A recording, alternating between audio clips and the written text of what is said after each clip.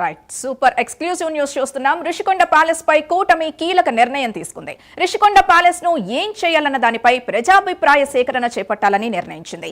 Majority ప్రజల అభిప్రాయం మేరకు రిషికొండ ప్యాలెస్ పై నిర్ణయం తీసుకున్నది. ఇందుకోసం పర్యాటక శాఖ ప్రత్యేక వెబ్సైట్ ఏర్పాటు చేసింది. ఈ నెల 17లోగా అభిప్రాయాలు పంపాలని పర్యాటక శాఖ ప్రకటించింది. కూటమి ప్రభుత్వం 4 గోడల మధ్య నిర్ణయాలు కాకుండా ప్రభుత్వ నిర్ణయాల్లో కూడా ప్రజల్ని భాగస్వామ్యం చేస్తోంది. ప్రజలిచ్చే అభిప్రాయాలకు పెద్దపీట వేస్తోంది.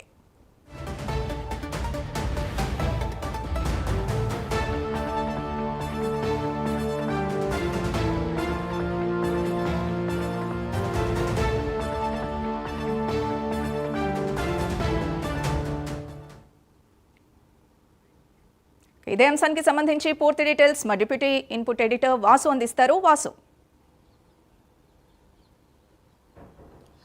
సింధు, ఈ ప్రభుత్వం ఏర్పడ్డాక పెద్ద సమస్యగా మారింది రుషికొండ ప్యాలెస్. గత ప్రభుత్వ హయాంలో దాదాపు 500 కోట్ల పైగా పెట్టి అత్యంత ఆధునికమైన భవనాన్ని నిర్మించారు.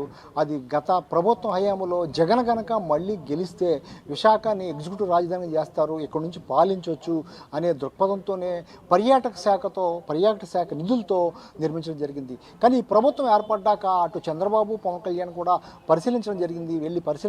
పరిశీలించిన అనంతరం కూడా అసలు దీన్ని ఏం చేయాలి ఎవరికి అర్థం కావట్లేదు. దాదాపు ప్రభుత్వం ఏర్పడి దాదాపు సంవత్సరాలు కాబోతుంది. ఈ సంవత్సరాల పాటు కూడా దాన్ని ఏం చేయాలో కూడా ఎవరికి అర్థం కాని పరిస్థితి. ఈ నేపథ్యంలో ఇటీవల పవన్ కళ్యాణ్ అక్కడికి వెళ్ళి పరిశీలించడం జరిగింది. కొన్ని మొత్తం కూడా సీలింగ్ ఊడిపోవడం, లేకపోతే కొంచెం మొత్తం నాశనంగా ఉండటం పనులు కూడా ఎన్ని చూడటం జరిగింది. ఈ నేపథ్యంలో దీని మీద ఏదో ఒకటి చేయాలని మొత్తం సీఎంపై ఒత్తిడి చేయడం మొత్తం అందరూ కూడా. దాంతో ఒక మంత్రి సంఘం ఉపసంఘం వేయడం జరిగింది. ఆ ఉపసంఘం కూడా గత 2-3 రోజుల క్రితం కూడా మొత్తం కూడా కూర్చుని దీన్ని ఏం చేయాలని ఆలోచించడం జరిగింది. ఈ పరిస్థితుల్లో పవన్ కళ్యాణ్ ఇచ్చినటువంటి సూచనల మేరకు పవన్ కళ్యాణ్ సారథ్యంలో మొత్తం అందరూ కూడా చూడటం జరిగింది. ఆ పవన్ కళ్యాణ్ అభిప్రాయం మేరకు అయితే ప్రజా అభిప్రాయం తీసుకోవాలి.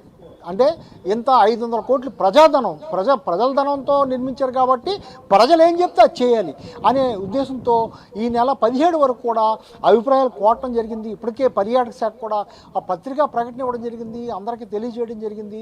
మొత్తం వివిధ సంఘాలు, ప్రజలైతేనే అందరూ కూడా ఎవరైనా సరే ఆ వెబ్సైట్లో తమ అభిప్రాయాలను తెలియజేయచ్చు.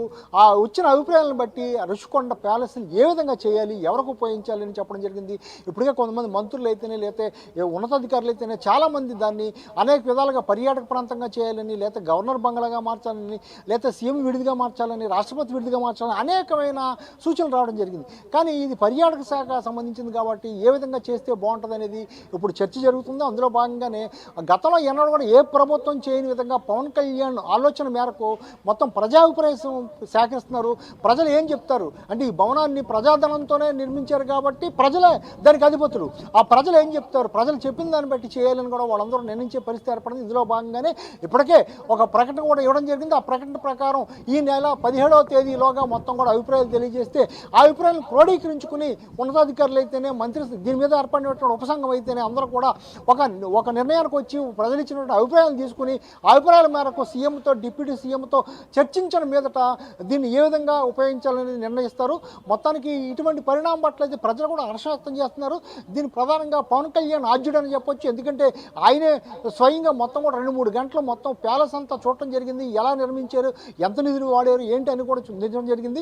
అదేవిధంగా దుర్గేష్ పర్యాటక శాఖ మంత్రి కూడా ఆయనతో పాటు మొత్తం వివరాలు సేకరించడం జరిగింది.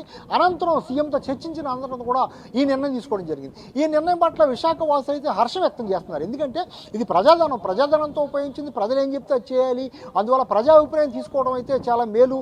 ఇది మంచి పరిణామం, మంచి నిర్ణయం కూడా అందరూ అభినందించే పరిస్థితి కనిపిస్తుంది. 17వ తేదీ నుంచి కూడా అభిప్రాయాలు తెలియజేయచ్చు. అభిప్రాయాలు తెలియజేసిన అనంతరం కూడా ఈ ప్యాలెస్ ఏ విధంగా ఉపయోగించాలనేది కూడా ప్రభుత్వం అయితే నిర్ణయిస్తుంది. Sindhu. Right, thank you Vasu.